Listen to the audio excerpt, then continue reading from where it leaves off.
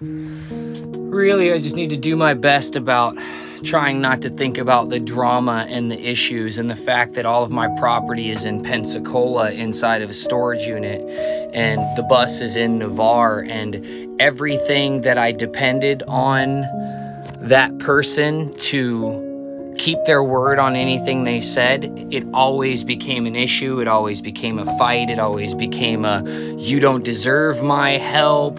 I shouldn't be doing this because of, and it's exactly like I said in the beginning, when I was having problems starting to move because this person broke her way back into my life, and I fell for her lies. I fell for her lies. I fell for her get rich quick working with this company bullshit.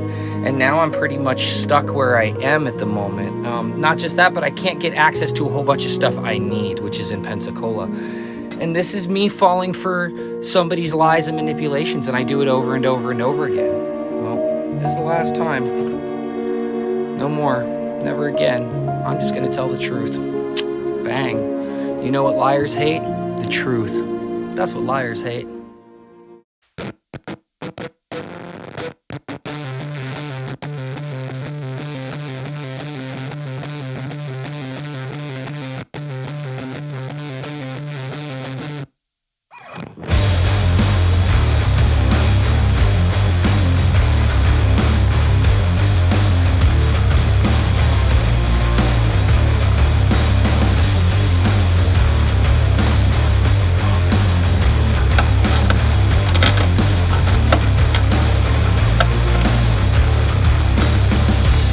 I'm actually not gonna finish this right now. I'm gonna go get some stainless steel screws.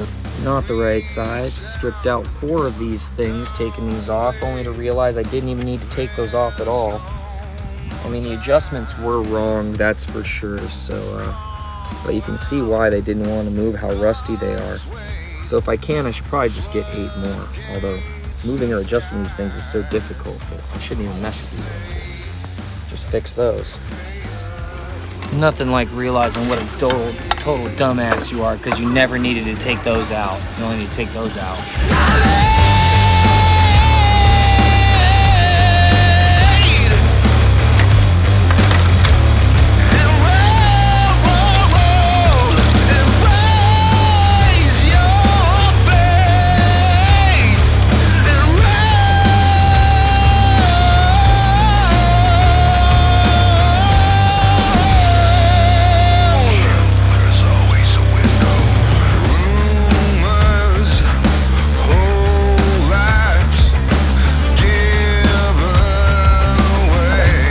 Business model. It's shameful, and that's why nobody trusts them. Alright, so I found this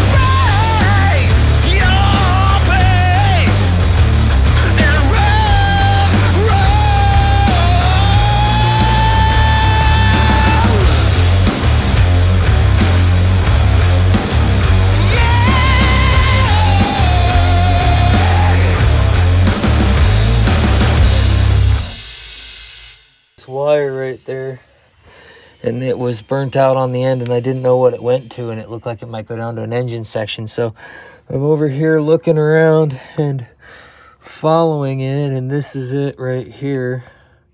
And it keeps going back, and I'm going to keep following it, but while I'm following it, I see something else. I see the exhaust, and see if I can get the camera to work for me.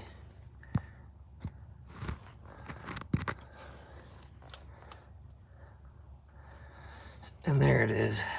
You can see where the exhaust is burning an hydraulic line.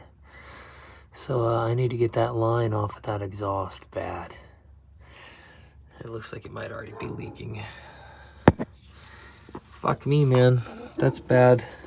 And I still don't know where this line goes yet. Alright, well, I found out where the line goes. Nowhere. It's clipped right here. There's some copper, so it might have been to the air conditioner.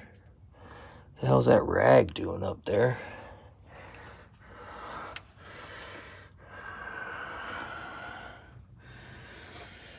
And that hydraulic line is definitely burning on there.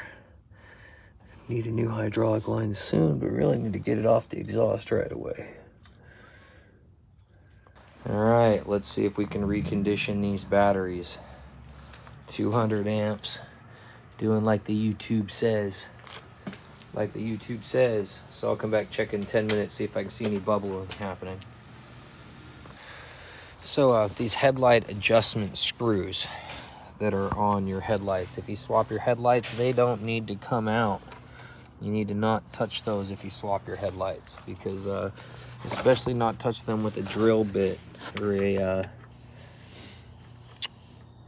with a powered wrench or screwdriver or whatever. You want to do it with a hand screwdriver. These things are so soft on the inside, you'd think they were made of lead. I mean, they are just ridiculously soft.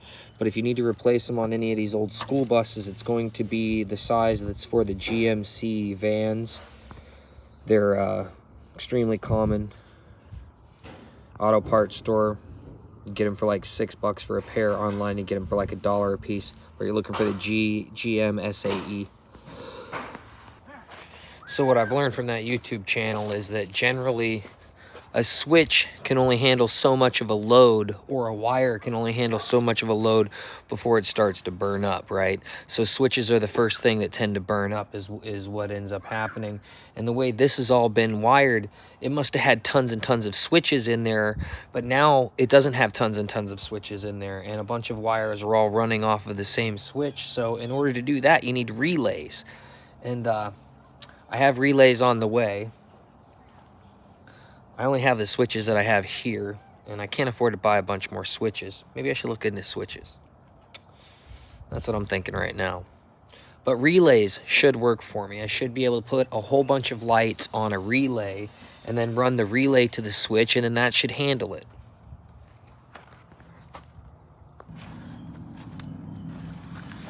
So I found a bit of a problem yesterday when I was working on this. These cords are power cords, and they go up to that, and then that is a metal conduit, and it might be aluminum. I'm not exactly sure, but sits awfully close to either one of those two connections, and I'm not sure which one's negative, which one's positive, but I do know that that conduit should probably not be touching any of it. Gotta get that off of there. This is the third day he's been out a little bit, and the third day he's been all in this cat's face. If he starts yelling all loud, I'm gonna stop him. He needs to quit being an a-hole. I'll go lock him up. I thought maybe they were cool and palling around. Nope, gotta go get him.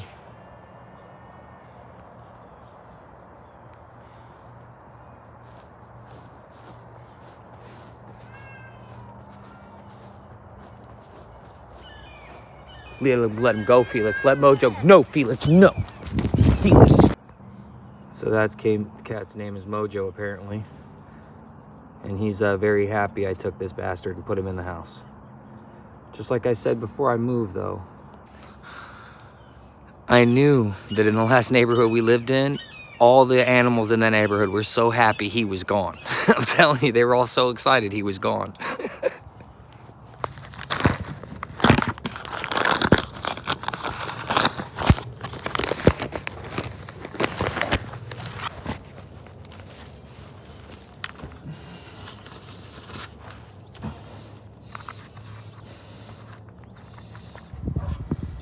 So, this is the type of stuff you find when you're doing other stuff that you just can't ignore. Look at that, it's melted halfway through. And I see why, because it was supposed to run through that hanger, and nobody ran it through that hanger, which I believe that's a fuel line.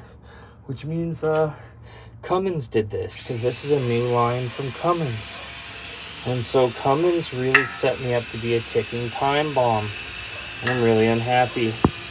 And it looks like the line is cracking, and I can't afford a new one.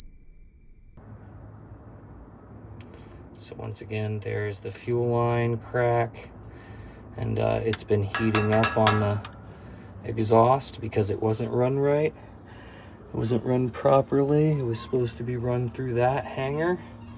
As you can probably tell, that would keep it away from the exhaust, but when Cummins ran new fuel lines, they were lazy. And this was a time bomb. And I'm lucky I found it, because this was going to explode on me and it was going to catch the whole thing on fire. I'm doing everything with what I got to make this work, and I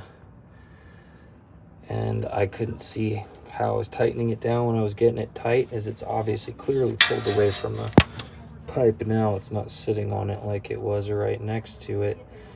But the only problem is that the condition of the hose itself is not very good, and it ends up that where I'm pulling it away is right on that crack, and that's not where I wanted it all. I wanted it over here, back behind it, but this is where it pulled it to, and now it's one of those situations where I either leave it or cut it. And until I have different zip ties, I'm just going to leave it, and then I'll zip tie it the way I want it, and then I'll cut that, maybe wrap it or something. Maybe I'll wrap it to where it has a hose to where it'll leak the fuel someplace else if it breaks, instead of right on the exhaust. So at this point, every time I do one thing, I find something else wrong. Every time I try to do something I think won't be that big of a deal, or will be rather simple, I find out not only is it not rather simple, but because there's so much stuff wrong, either from trying to fix things without understanding how everything worked in the wiring, from either us over the years or the guy that owned it before us, or even with the headlights weren't wired right, and they weren't wired right from the factory. Like, the people that put this bus together did not wire the headlights to where they worked the way they're supposed to, but it was a school bus. They probably never needed to use the headlights in the whole time that it worked as a school bus, but the headlights never worked properly. I rewired all the headlights. I have taken care of all the side flashers. I've caught so many issues, it's really hard to list them. You'll probably see some more of them in the next video, but this fuel line thing has me extremely upset. We spent 3 days at Cummins. We spent just under $3,000 at Cummins. We pulled in there sluggish and restricted. We pulled out of there sluggish and restricted.